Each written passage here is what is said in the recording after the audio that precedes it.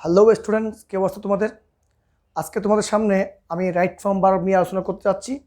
আজকে right form ভার্বটা হলো তাদের জন্য যারা আমাদের অষ্টম, নবম, দশম, একাদশ, দ্বাদশ শ্রেণীতে অর্থাৎ ইন্টার পরীক্ষার্থী এবং এসএসসি পরীক্ষার্থী রয়েছে। তোমাদের জন্য মোস্ট অফ দ্য ইম্পর্টেন্ট আজকের এই ক্লাসটি। তো স্টুডেন্টরা, ক্লাস শুরু করার আগে তোমাদের কী বিষয়ে আমি শুরু করতে যাচ্ছি, তোমরা অলরেডি দেখতে পাচ্ছ রাইট ফর্ম ভার্ব সকল বোর্ড 2018 সালে, যে 2018 সালে বোর্ড কোয়েশ্চেন আমাদের পরীক্ষা আসছিল, সকল বোর্ড এসএসসি পরীক্ষা আসছিল, সেই বোর্ড বিষয়ে, সেই রাইট ফর্ম বিষয়ে আজকে তোমাদেরকে আমি পরিপূর্ণভাবে ধারণা দিতে যাচ্ছি। তো স্টুডেন্টরা, তোমরা যারা আমার চ্যানেলটি সাবস্ক্রাইব করে নাওনি, তোমরা প্লিজ সাবস্ক্রাইব করা গো, যাতে সবার আগে সকল নোটিফিকেশন তোমাদের হাতে চলে আসে। আর যারা আমার এক্সপার্ট অল গ্রামার স্কুলের পক্ষ থেকে আগে থেকে তোমরা সাবস্ক্রাইব করে রাখছো, তোমাদেরকে আমি আমার YouTube channel expert all grammar স্কুলের পক্ষ থেকে আন্তরিক শুভেচ্ছা জানাচ্ছি। তো স্টুডেন্টরা, তোমাদের আজকে ক্লাসটি মোস্ট অফ দ্য ইম্পর্টেন্ট, তোমরা পরিপূর্ণ ক্লাসটি দেখবে, কারণ তোমরা যদি ট্রেনের ক্লাসটি দেখো তা তোমরা ক্লাসটি পরিপূর্ণভাবে বুঝতে পারবে না। তো স্টুডেন্টরা, আমি শুরু করতে যাচ্ছি। দেখো, আমাদের যে ওয়ার্ডগুলো দেওয়া আছে এখানে 2, 4, 6, 8, 10টা ওয়ার্ড দেওয়া আছে। সেই ওয়ার্ডের আগে বাংলা বুঝতে হবে। প্রমিস শব্দের অর্থ হলো প্রতিজ্ঞা করা, শপথ করা। কন্টেন্ট ধারণ করা মানে করা স্থায়ী থাকা, মানে ধারণ করা। ভিভার্ব রিটার্ন ফিরে আসা, ফিনিশ শেষ করা। এরপরে অ্যাগ্রি রাজি হওয়া, ওয়ান সাওয়া। এরপরে আমাদের আছে আক্স বলা, বা এটা নিয়ে অনেক শব্দ ওয়ার্ড হয়, আমি সেটা বলতেছি। রিফিউজ বাতিল করা, দূর করা, এটা একটা না নেওয়া যেটা আমরা বলি। কম্পোজ মানে কি ধারণ করা। তো স্টুডেন্টরা দেখো, এরপরে আমরা এখানে যে বিষয় ইন্ট্রোডিউস করতে যাচ্ছি, তোমরা আগে আমি বাংলা দেখব, বাংলার পর আমাদের যে রুলগুলো আছে সেই রুলগুলো আমাদের ভালো করে বুঝতে হবে। দেন বাংলা এবং রুল এই দুটোর সমন্বয়ে আমরা আজকে এটা পরিপূর্ণভাবে ক্লাসটি সমাপ্ত করব। তো স্টুডেন্ট দেখো, আমার দেওয়া আছে এখানে ওয়ান ডে, একদিন, দ্য গ্রেট পোয়েট ফেরদৌসি, একদিন মহাকবি ফেরদৌসিকে by Sultan Mahmud to Shahnameh in honour of the sultan. সুলতানের উদ্দেশ্যে মহাকবি কি ফেরদৌসিকে একটা সুলতান মাহমুদের স্মরণে একটা শাহনামা কী করতে বলছে, লিখতে বলছে, কবিতা লিখতে বলছে, আবৃত্তি করতে বলছে। যে বিষয়ে লিখতে বলছে সেটা দেখো। তাহলে ওয়ান ডে দেওয়া আছে, আমরা অলরেডি এখানে পেয়ে যাচ্ছি এক। এটা হলো ফার্স্ট স্টেজের ঘটনা। তাহলে দ্য গ্রেট পোয়েট ফেরদৌসি, মানে ওকে জিজ্ঞেস করা হয়েছিল, প্রশ্ন করা হয়েছিল, জিজ্ঞেস করে গিয়ে আক্স। এখানে যেহেতু বাই আছে, আমরা পেসিভ করব, তাহলে আমরা অলরেডি, আর তাছাড়া এটা ফার্স্ট টেন্স দেওয়া আছে, আমি কি লিখবো আক্সড। এখানে আক্সড শব্দটা বসাবো, আক্সড বলা হয়েছিল, এটা আমি ফার্স্ট টেন্স করলাম। ক্লিয়ার? তাহলে কি বলছি আমি, one day the great poet Ferdowsi আক্সড বাই সুলতান মাহমুদ কি টু শাহনামা। শাহনামা কী করতে বলছে, লিখতে বলছে, কম্পোজ করতে বলছে, এটা প্রোডিউস করতে বলছে। সে লিখতে বলা, ধারণ করা, কম্পোজ করা, এই শব্দ এখানে দেওয়া আছে। আমি বি নাম্বারে কি লিখবো, কম্পোজ শব্দের বরাবর বসিয়ে দেব। এই দেখছো, কম্পোজ। তাহলে আমি কি বললাম, one day the great poet Ferdowsi আক্সড by Sultan Mahmud to compose. এখানে টু এর পরে ভার্ব, এটা কোনো পরিবর্তন হতে যাচ্ছে না, এটা ইনফিনিটিভ বলা হয়, টু যুক্ত ভার্ব। সো এটা আমাদের পরিবর্তন হচ্ছে না।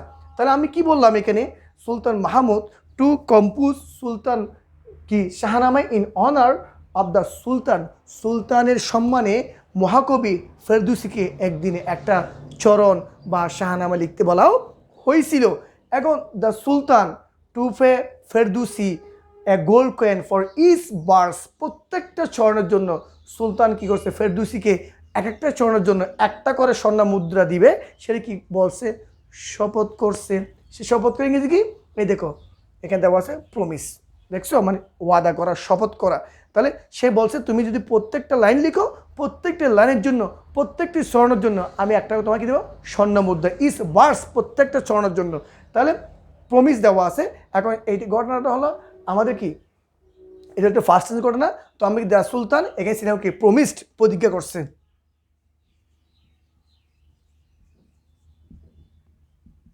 প্রমিসড, প্রতিজ্ঞা করছে। কি প্রতিজ্ঞা করছে, টু পরিশোধ করবে ফেরদৌসিকে কি এক gold coin for each verse, প্রত্যেকটি স্বর্ণের জন্য সে এক একটি স্বর্ণ মুদ্রা দেবে।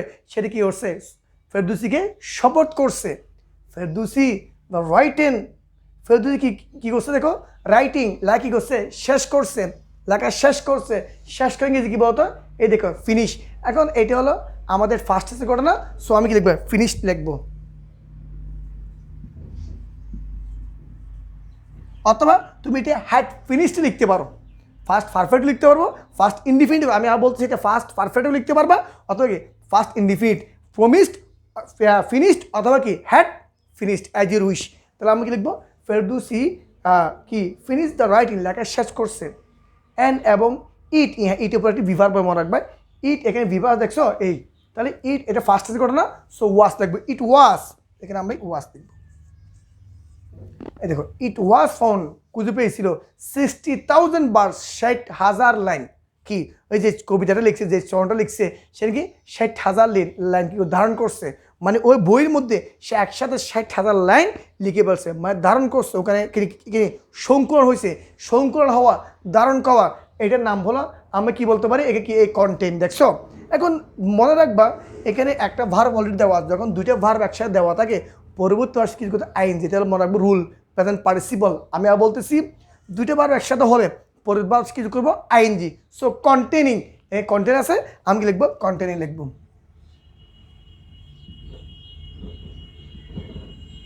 ক্লিয়ার? তাহলে আমি কি লিখলাম, কন্টেনিং। তাহলে আমি কি বলছি, নাও এখানে কি, and it was found containing 60,000 birds, এই বইয়ের মধ্যে সেই 60,000 লাইন কি করছে, পংক্তি বা চরণ লিখে ফেলছে। লিখে ফেলার পরে এবার দেখো সুলতান ভয় পেয়ে গেছে, নাও এখন সুলতান টু পে কি 60,000 গোল্ড কয়েন, টু পে, নাও সুলতান এখন টু পে পরিশোধ করতে সক্ষম হয়েছে না, সক্ষম হয় নাই, এত স্বর্ণ মুদ্রা তার পক্ষে দেওয়া সম্ভব নয়, এনে সে রাজি হয় নাই, রাজি হয়ে গেছে কি বলছি আমি, এই অ্যাগ্রি। তাহলে ঘটনাটা তো আগে ঘটনা, ফার্স্ট টেন্সে ঘটনা, সো আমরা এখানে সুলতান, আমি লিখবো ডিড নট কি অ্যাগ্রি, ডিড নট কি সে রাজি হয়নি, আমি কি লিখবো, ডিড নট অ্যাগ্রি। এটা নেগেটিভ করছি, এই জন্য আমি ডু নট না লিখে ডিড নট, ফার্স্ট যদি এটা প্রেজেন্ট ঘটনা হতো তাহলে আমি কি লিখতাম, এখানে কি লিখতাম, আমি ডু নট লিখতাম, এটা ফার্স্ট টেন্স, সো আমি লিখছি নাও এখন সুলতান কি ডিড নট কি টু পে 60,000 গোল্ড কয়েন, সে এখন কি ওই 60,000 স্বর্ণ মুদ্রা দিতে সে কি হয়নি, রাজি হয়নি। হি টু পে, সে পরিশোধ করতে silver coin instead of gold coin, instead of পরিবর্তে, সে গোল্ড মতো স্বর্ণ মুদ্রার পরিবর্তে সিলভার কয়েন সে কি দিতে চেয়েছিল। সাওয়াঙ্গের কি বলতে কি ওয়ান্ট, এই দেখো ওয়ান্ট এখানে দেওয়া আছে, এটা ফার্স্ট টেন্স ঘটনা, সো আমি কি লিখবো, ওয়ান্টেড লিখবো, ওয়ান্টেড। তাহলে কি বললাম, হি ওয়ান্টেড, সে চেয়েছিল to pay silver coin instead of gold coin, সে স্বর্ণ মুদ্রার পরিবর্তে কি কি ফারত অথবা তোমার রূপা দিতে চেয়েছিল, সিলভার দিতে চেয়েছিল। দ্য ফয়েড কবি টু টেক সিলভার কয়েন, সে কি সিলভার কয়েন নিছে, অ্যান্ড এবং টু হিজ প্লেস তার গ্রামে ফিরে আসছে, অর্থাৎ সে সিলভার কয়েনগুলো নেয়নি, এগুলো বাতিল করছে, এগুলো সে রিফিউজ করছে, এই বাতিল করে কি দেখো রিফিউজ, কারণ ওয়াদা ছিল এক একটা স্বর্ণের জন্য একটা স্বর্ণ মুদ্রা দিবে, বাট সুলতান কী করতেছে, তাকে একটা স্বর্ণের জন্য একটা কি সিলভার দিচ্ছে, সো সে রাজি হয় নাই, সেগুলো বাতিল করছে, বাতিল রিফিউজ, এই ঘটনাটা ফার্স্ট ঘটনা, সো আমি কি লিখবো, রিফিউজড, বাতিল করছে, REFUSED, রিফিউজড, সে কী করছে, বাতিল করছে। তাহলে the poet refused to take silver coin, সেই সিলভার কয়েনগুলো বাতিল করছে, মানে সে নিবে না, অ্যান্ড এবং টু হিজ ব্লেস, এবং তার গ্রামে ফিরে আসছে, এই দেখো অ্যান্ড আছে, তাহলে এখানে রিটার্ন ফিরে আসে, দেখো রিটার্ন দেখছো, আমি গেলো রিটার্ন, এখানে বরাবর ঠিক থাকবে, করবা কেন, এটা first return to his bless, এবং সে তার গ্রামে ফিরে আসছে।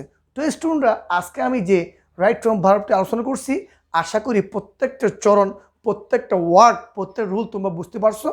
দেন এর বাইরে যদি তোমাদের কোনো প্রবলেম থাকে তোমরা আমার কমেন্ট বক্সে গিয়ে লিখতে পারো, এবং যদি তোমাদের ক্লাসটি ভালো লাগে তোমরা শেয়ার করে দিবা এবং তোমার লাইক দিবে, এবং এই ক্লাসটি যদি ভালো লাগে তাহলে তোমরা আমার চ্যানেলটি সাবস্ক্রাইব করে রাখবে। এই আশা করে আমি আবারও তোমাদেরকে আমার এক্সপার্ট অল গ্রামার স্কুলের পক্ষ থেকে আন্তরিক শুভেচ্ছা জানিয়ে আজকের মতো বিদায় নিচ্ছি। আল্লাহ হাফেজ।